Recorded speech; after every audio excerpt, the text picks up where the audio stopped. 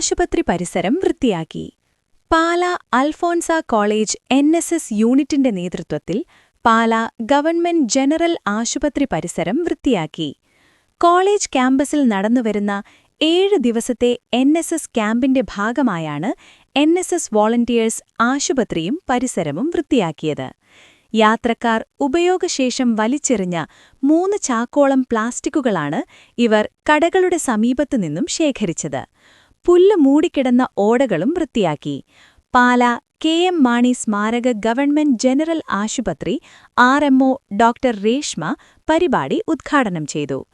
Alphonsa college NSS program ഓഫീസർമാരായ sister Jaimy Abraham, doctor Rosemary Philip, ആശുപത്രി JHI Kunjabdulla, deputy nursing സൂപ്രണ്ടുമാരായ സെലിൻ രഞ്ജൻ, ഷീന ജോർജ്, HIC ഓഫീസർ അമ്പിളി ജെയിംസ്, ഹരികുമാർ മറ്റക്കര, അജി തുടങ്ങിയവർ പരിപാടിക്ക് നേതൃത്വം നൽകി.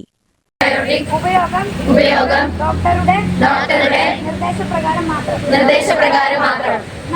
4 ആന്റിബയോട്ടിക്കുകൾ നിർദ്ദേശിക്കണമെന്ന് ഡോക്ടർ ആവശ്യപ്പെടുകയോ